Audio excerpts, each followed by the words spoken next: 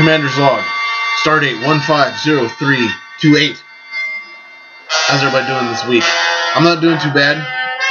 Rough week this week. We made it. It's set. What's important is we're here. The end of the week. We made it.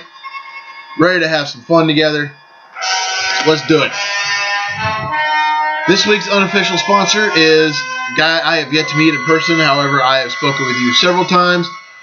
Wally's Aluminum Shaping Process. Wasp Aluminum Art. He just recently made 100 likes. 100? Did I get you to 100? I know he's in triple digits on his page. Check him out. Facebook.com/WASPAA. Time to bust out this week's beverage of choice. This is a new one. I have yet to feature it on Prosper. I've yet to have it actually. So we're gonna enjoy this together.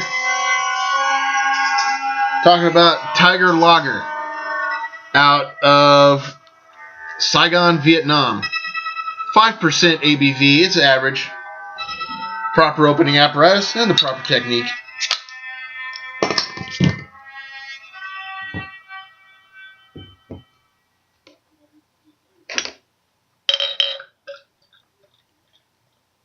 She gonna take it all? Yeah, I think she will. Oh yeah, she's got it all.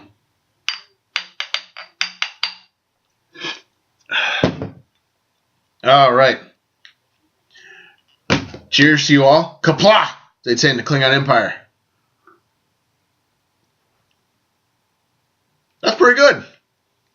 That's pretty good. You know, I'd never heard of this one until I was living in jolly old England. A place called Dragon House. One of the owners, every time I'd walk in, he'd be drinking a Tiger. Now I understand why. It's good stuff. All right. Let's move on to the birthdays. All right, first off from the 25th, my dear sister-in-law. I love her to death. I'm looking forward to seeing you and your husband again when I come home. When we come home, when we make the trip to Hagerstown. Miriam Mattingly. Miriam, sunshine, how are you doing? How was your birthday? I hope Kyle spoiled you. If he didn't, I'm going to attempt to kick his ass when I come home. Miriam, happy birthday to you. The Prosper salute for being such an awesome sister-in-law. And I drink to you, my dear. Next on the list. This is a guy that runs a Star Trek group on Facebook. I have yet to meet him. However, he seems to know his stuff when it comes to Star Trek, like me. Simon Dark. Captain Dark. Captain, hope you had a good birthday. I hope it was very prosperous, if you follow my meaning. Hope it was good. Hope your loved ones took care of you. Hope they spoiled you rotten on your birthday. The prosperous salute to you as well. And I drink to you. All right, final birthday from the 25th. Now, folks, this one's a contradiction. Yes, it is a contradiction, but it's proof that it happens. A Patriots fan that lives in Indiana. But she's been a Patriots fan all her life. Well, as long as I've known her anyway, I could respect her. I could respect her for it. Went to high school with her. Excuse me. Kelly Davis. I knew her as Kelly Bland. Kelly, how you doing? How's life going for you? Hope things are going well for you. Hope you had a good birthday. I hope your husband spoiled you. I really do. I really do. And I hope your Patriots suck this year. I haven't seen them do much in the draft, well, nobody's seen them do anything in the draft yet. I haven't seen them do much in the free agency, but there's still time. Things could happen. I drink to you, my dear, even though you root for the Patriots. But hey, Kelly, it's all right. I've got other friends that are Patriots fans also. It happens. Next on the list, from the 26th, it's a posthumous one. It's a posthumous birthday. This one hurts. It was actually him. It's his. I found him on Facebook. Leonard Nimoy, the man, the legend. That guy.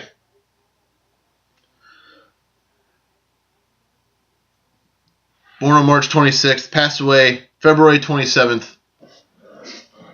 Stardate 150227. That was a sad one. That was a very sad one. He was on Twitter. He was the adoptive grandfather for a lot of his followers. I'm gonna say it, Grandpa. Thank you for everything you did. As my adopted grandpa, thank you. You, like our others, you went too early. Mr. Nimoy, to you, the Prosper salute. May you rest in peace. Thank you for everything. All right. Next on the list, also from the 26th. Now, I have yet to meet him in person. However, he has been shown on the Prosper page. Him and his wife. I'm talking about Ken Daniels. Ken, how's it going? I hope life's treating you well. Blue's very fitting for you, actually. I hope Leah spoiled you on your birthday. Chances are you deserved it. My friend, the Prosper salute to you. And we drink. All right. And the final birthday from today, actually. Oh, crap. The final birthday from today. I just wished you a happy birthday a couple hours ago. Went to high school with him. My good friend, James Benson. Living out in Colorado. The dope state. Hey, weed's legal out there. But James, how you doing, man? How's life treating you? I hope your wife and your daughter spoiled you on your birthday also. My friend, I hope to see you again sometime. Maybe you and I can throw back a couple of these. Cheers to you, my friend. All right. Birthdays. Done. Let's give some love to other people that are deserving, shall we? I mentioned my sister-in-law earlier. Now I'm going to mention my brother, Kyle Mattingly. Kyle, man, going to be home in November. I hope I get to see you. There's already going to be a chunk where I'm going to be out of town while I'm in the States. Hey, that happens. But hey, we'll figure something out. Hope I get to see you guys again. I really do. I'm sorry last time was so short, but that happens. Man, we're going to have to throw back a couple of these. All right, next on the list, a wonderful young couple I know here. Get ready to move to Germany. Marshall and Paige Rochfort, now that I know how to pronounce your name. Saw you guys earlier. Hey, thanks for all that extra beer and the Jaeger you gave me. I really appreciate it. You two are good friends down here. I'm gonna see what I can do about getting rid of your land vehicle. But you guys, I wish you the best of luck in exotic Germany. You're gonna love it there. The beer is awesome. Excuse me. You're gonna be living in Germany. Try to avoid Budweiser, Bud Light. Try to avoid that stuff. You are in Europe. Get you European beer. You are gonna love that stuff. I guarantee it. Hey, I'll drink to you too. The best of luck to you, and I wish you safe travels. All right, next on the list. I met this guy in jolly old England. He was here at Earth Station Okinawa when I got here, and you ain't gonna believe it. He's back in jolly old England. Talking about you, Jordan Smith. How you doing, brother? How's life treating you there in the rainy island? Are things going all right? Are you doing okay? I still haven't forgot you want a Coco's order. I still haven't forgot. I just haven't gotten around to doing it yet. I'm going to try to knock it out this weekend. But hey, Jordan, to you. I drink to you, my friend. Hope life's going well. And if it's not, just remember, if something's up, it's only temporary. It's going to pass, my friend. But also know I'm here for you anytime you want to talk. All right. And the last two, they're good friends of mine here. They're good friends of mine here. Donald Turner, Lindsay Shaw. How are you two doing? I miss seeing you guys, miss chatting with you, even though I bump into you all the time. Even though I bump into you from time to time. Not all the time, but from time to time. Hope you guys are doing good. Lindsay, I saw your father and I think your parents. Yeah, both your parents were here not too long ago. I hope they enjoyed their visit. I hope you enjoyed your time with them. I hope Donald wasn't too intimidated by him. Hey, you know what? It is what it is. Look at it this way. If you're intimidated by your in-laws, but you still love her, it's a good thing. Nothing wrong with that. I drink to you. Alright. Additional greetings. Extended. Alright, let's mention this. Let's talk about this week in Trek history. Got a few birthdays, got a few dates of importance here. March 25th, 1939. Writer D.C. Fontana was born. Now, she was a creative genius behind several episodes, most notably The Trouble with Tribbles, which is arguably one of the best episodes in the series. I can think of a few others, but that is a good one. That definitely ranks my top 5. Also, March 25th, year 1950, Robert O'Reilly. Now, who's that, you might be asking?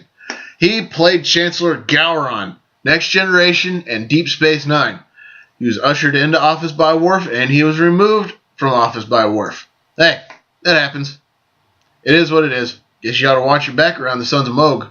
I don't know. Nah, I'm just kidding. They're good peeps. March 28th, 1953. Doug Drexler was born. Now, why am I bringing him up? Because this man is multi-talented. Good with makeup, set design, art, you name it, he could probably do it. He played a background character in The Next Generation for a while. Doug Drexler, happy birthday to you. March 29th, 1955, the lovely, sensuous, exotic Marina Sirtis was born. Who is she? She played Counselor Troy in The Next Generation, the half-human, half-betazoid ship's counselor.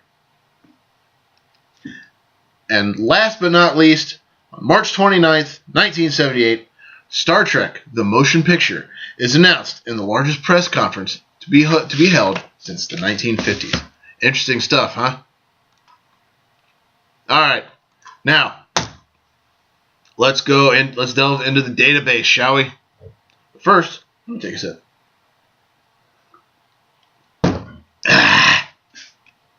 Alright, let's delve into the database. The Enterprise is captured... This week's entry is Who Mourns for Adonius?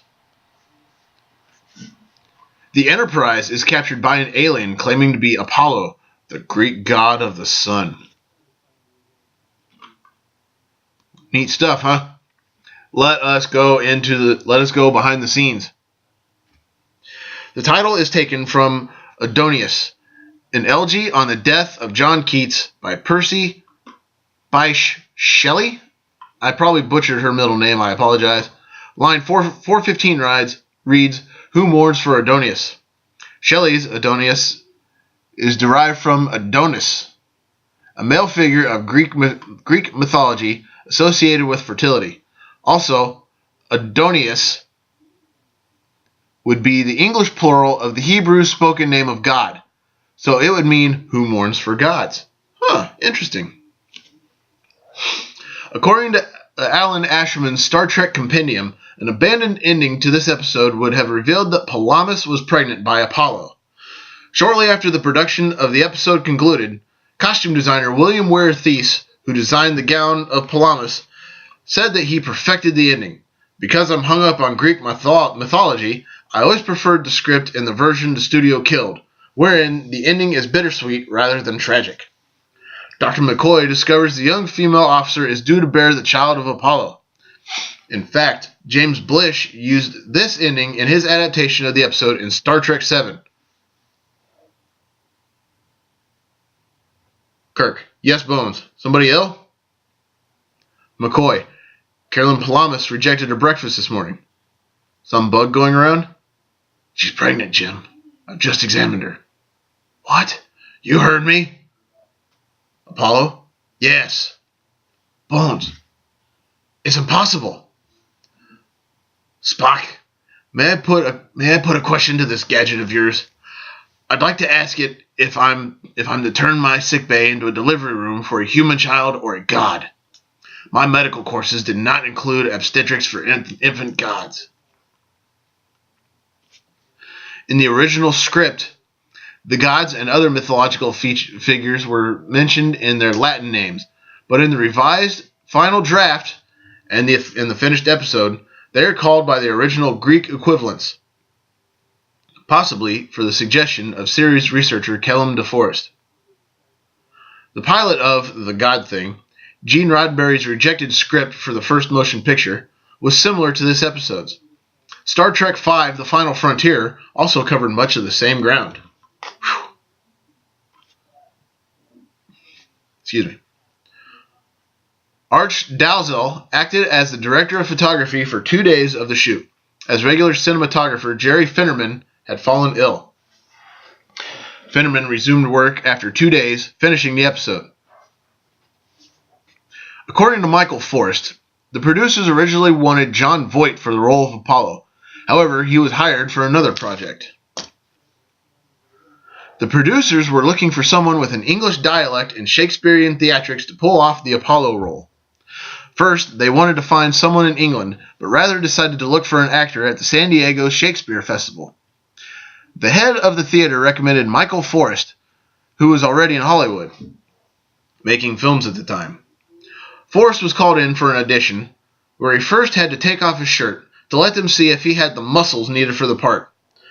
Next, they asked him to read some lines in a British accent. Forrest refused, claiming he couldn't do it, but is able to speak in a mid-Atlantic accent, probably more suitable for the character. He did it, and they gave him the role. Forrest previously co-starred with Leonard Nimoy in Jean Genet's theatrical play Death Watch, and the subsequent movie adaptation, which also featured Robert Ellenstein and a score by Gerald Fried. In the trailer, the phasers fired by the Enterprise at the temple are blue. In the episode itself, they are red. They would once again be blue in the remastered version of this episode. A traveling mat was used to allow a giant Apollo to appear with the landing party in the foreground at the end of Act 1. Apollo's temple was constructed on an indoor studio set. Swaying trees, courtesy of hidden stagehands, are dubbed-in bird sounds were combined with stock footage of an outdoor lake and adequately conveyed the illusion of being outdoors.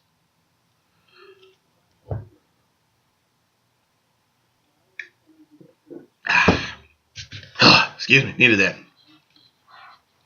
Leslie Parrish would wear the famous Bill Thies dress again in another Desilu Paramount show, a 1968 episode of Mannix entitled The Girl in the Frame. The scene where Apollo flips Scotty to the side was actually executed by stunt double Jay Jones, who was wearing a special harness with which he was pulled backwards on cue. Jones nearly slammed into a step prop which would have caused serious injury. Whew! Glad he missed it. The second season blooper reel shows Michael Forrest parading very effeminately in his Apollo costume. Mr. Forrest was supposedly displeased with his costume, and this was his way of showing it. The blooper briefly cuts to William Shatner rolling his eyes and Forrest blowing a kiss. In the original version, the hand holding the Enterprise disappears when the starship fires the phasers at Apollo's temple. In the remastered version, the Enterprise fires phasers through the hand, which then starts to dissolve and then finally disappear. In the Ultimate Computer, Kirk can be seen operating in his cabin the small computer on which Sulu attempts to calculate weak points in the force field, just before McCoy enters with the Finnegal's Folly. Excuse me. Fred Steiner's score for this episode is among the strongest in the entire series, and sections of it are present in many later Star Trek segments, including Requiem for Methuselah. This is the only time in the original series that a star is both referred to as its Bayer designation and ancient name, specifically Germonium Pollux. And Jason Alexander cites this episode as his favorite of the original series, describing it as thought-provoking, beautiful, and very sad. Folks, that is it. That is it for this. Let me slam the rest of this here beer.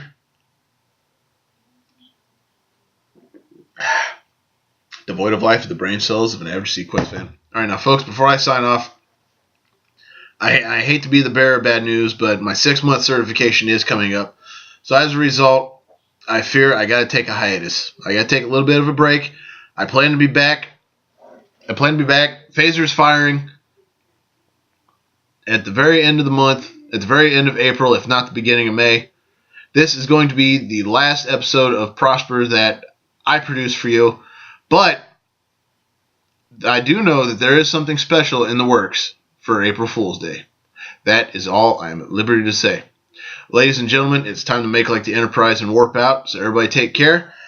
Have an awesome night or day. Don't do anything I wouldn't do. And if you do, name it after me. Don't drink and drive because you might spill your drink. But more importantly, you might kill yourself or somebody else. And drinking and driving is dumber than being a Sequest fan. And one of the only things dumber than that are rooting for these cheating crybabies like Tom. Giselle won't let me go to the Pro Bowl, and I like softballs, and Bill won't talk to me anymore, and Eli beats me in the Super Bowl, and he's better than I am. Brady, men slapping women, racism, animal abuse, fake friends, people who welch on bets, or anyone who is a member of, supports, or defends that backwards organization known as the Westboro Baptist Church. Things like that are highly illogical, and I will not make time for them. Ladies and gentlemen, I will see you again at the end of April. As always, live long and prosper.